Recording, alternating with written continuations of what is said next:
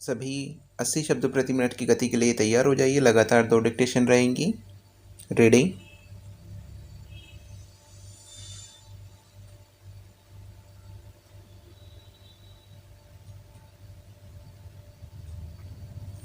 अध्यक्ष महोदय, चेयरमैन, सचिव कृषि, उपस्थित सभी महानुभावों, सबसे पहले तो आपको बधाई देना चाहता हूँ कि आपने ठीक समय पर ठीक विषय पर यह बैठक की है। आप जानते हैं कि किसान देश की रीढ़ की हड्डी है और किसान से हर देश का पेट भरता है। उस किसान को अगर सही भाव नहीं मिला तो उचित बात नहीं है। भाव देते समय कमीशन विचार तो बहुत से करता है, छानबीन भी करता है, देखभाल भी करता है, लेकिन जब देने की बात आती है तो नीचे की तरफ आता है। यह ठीक नहीं है। राज्य सरकार जो सिफारिशें करती है उसको भी 100 से 150 रुपये प्रति कुंटल कम कर देते हैं।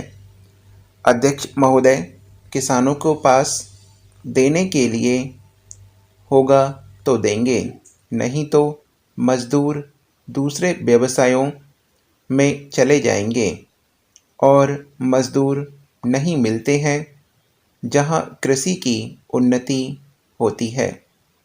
वहाँ कृषि मजदूरी स्वयं सुधर जाती है।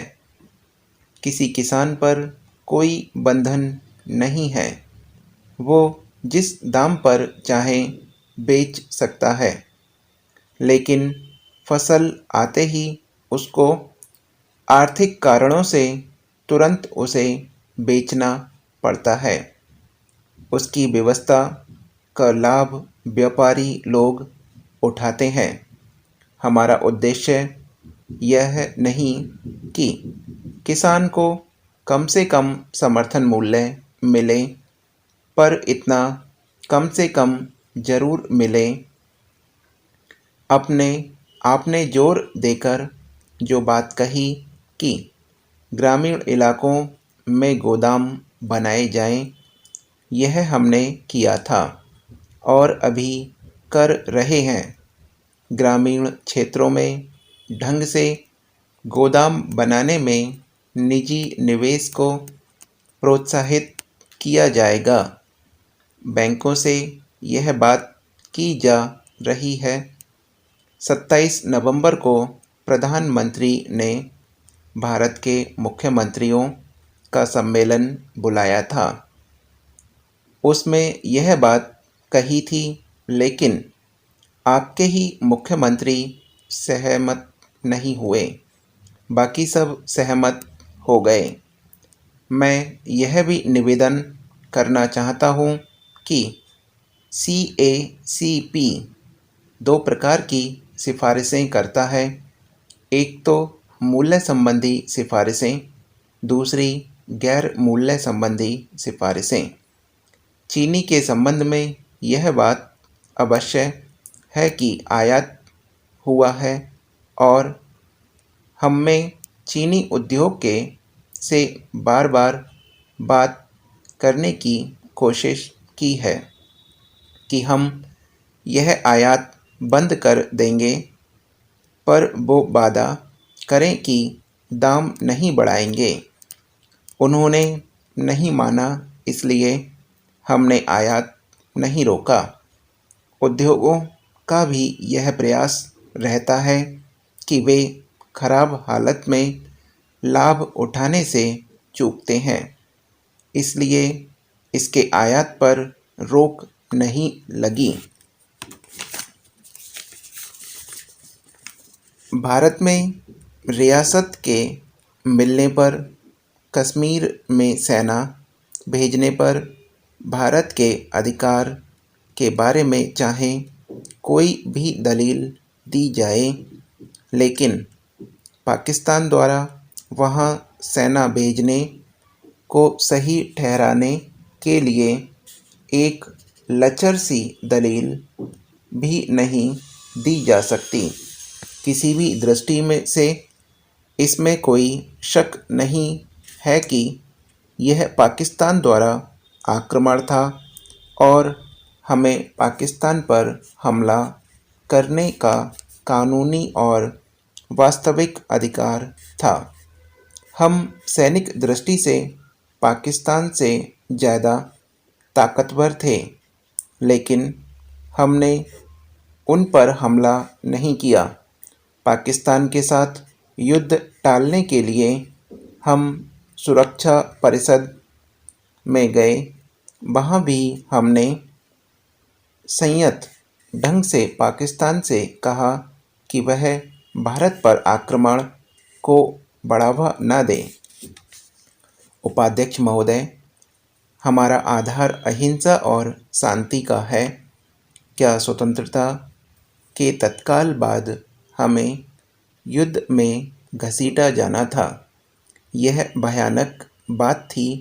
फिर भी कश्मीर लूटा जा रहा था, कश्मीरियों को कत्ल किया जा रहा था, आगजनी की घटनाएं हो रही थीं और कश्मीर के शासक के अलावा वहाँ की जनता भी हमसे अपील कर रही थी। यह एक कठिन निर्णय था जो हमें लेना था। सौभाग्य से गांधी जी उस समय हमारे साथ थे। मैं इस विषय में गांधी जी को फांसने के लिए उनका नाम नहीं ले रहा हूँ। मैं ऐसा केवल यह बताने के लिए कर रहा हूँ कि हमेशा की तरह मैं सलाह और मार्गदर्शन के लिए गांधी जी के पास गया था। मुझे विश्वास है कि उन्होंने उस मामले के बारे में सार्वजनिक रूप से कहा है। उन्होंने हमसे कहा कि कश्मीर के लोगों की सहायता के लिए जाना हमारा कर्तव्य है। उन्होंने शांति के पुजारी ने एक ऐसा कहा था। हम कश्मीर गए और देखा कि यह केवल हमलावरों द्वारा आक्रमण नहीं था, बल्कि पाकिस्तानी फौज कश्मीर में दाखिल हो चुकी थी। हमें लगा कि हमने एक बड़ी जिम्मेदारी ली है। इसका सीधा परिणाम पाकिस्तान के साथ लड़ाई था। वो आए थे और उन्होंने हमला किया था। गत वर्षों में हमें इस प्रश्न का उत्तर कभी नहीं मिला। सुरक्षा परिषद और उसके आयोग ने स्पष्ट कहा है कि एक तरह से पाकिस्तान ने आक्रमण किया था। उन्होंने कश्मीर के क्षेत्र पर और उस क्षेत्र पर भी जो पाकिस्तान के अधिकार में है, भारत और जम्मू कश्मीर सरकार की प्रभुसत्ता के अधिकार को स्वीकार किया है। यह सब बातें रिकॉर्ड में है।